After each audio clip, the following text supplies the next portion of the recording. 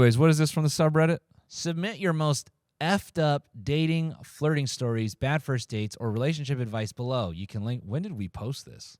3 months ago? Yeah, you guys never wanted to talk about it. Yeah. I thought it'd be fun though. That's fair. I went on a date with a guy. First mistake.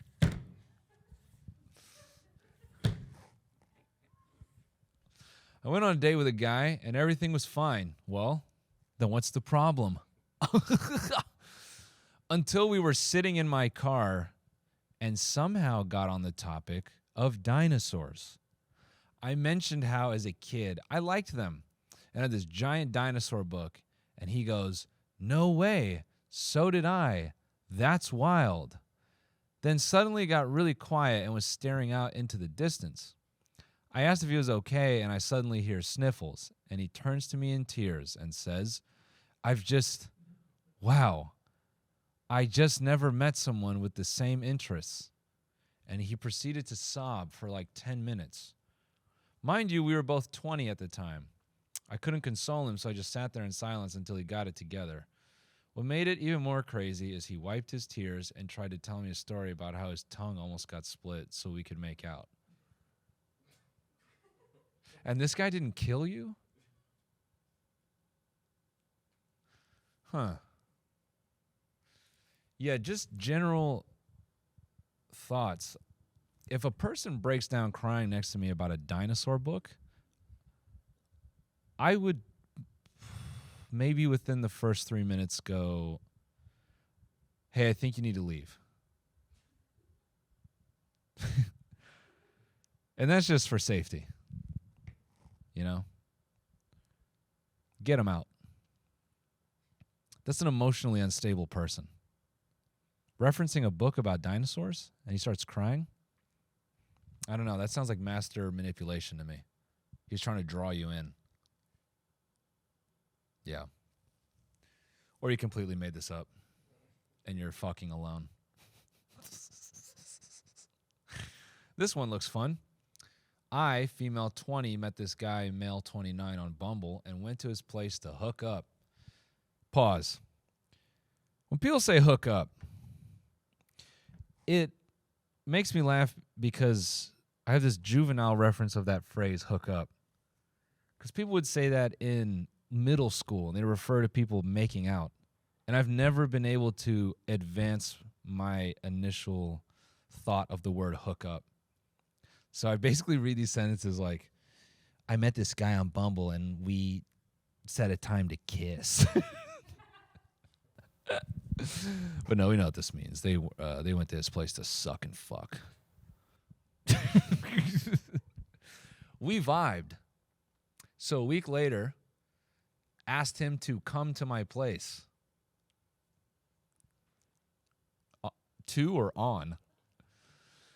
This guy seemed so genuinely nice. I'm usually a very good judge of character, but basically when he arrived at my place, he had a suitcase with him. He said it's because he's moving apartments tomorrow. Come on. And so he thought he'd just go straight there from my place. We have a good night, having sex and drinking beer. I start asking him about his family and his parents, and he goes completely silent. Then I ask him about his job, and he starts to get kind of annoyed, so I put on a movie. We were watching a crime movie, so I jokingly asked him if he's ever been arrested. This is going good. He's had about 15 beers at this point and starts confessing. Firstly, the suitcase is because he's literally moving back to Wales the next day, and he wants me to take him to the airport. He didn't tell me because he didn't think I'd have sex with him. That's not funny. If I knew he was, he didn't tell me because he didn't think I'd have sex with him if I knew he was leaving the country. Secondly, turns out he makes his money through illegal fights in Thailand. Thirdly, he has been arrested before. He was in prison for 5 years for assault with a deadly weapon and assaulting a police officer. Let me pause here. As an Australian, you've clearly never dated an American. Okay? You know, you should be concerned if the man you're dating hasn't been to prison and hasn't had a charge for assault with a deadly weapon in America. You should be concerned. And last but certainly not least, he got touchy when I asked about his parents. That's a weird reflex.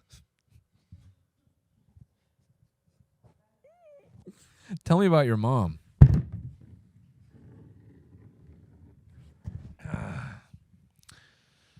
When I asked about his parents, because when he was 11 years old, his dad murdered his mom and then burned their house down with the two of them inside.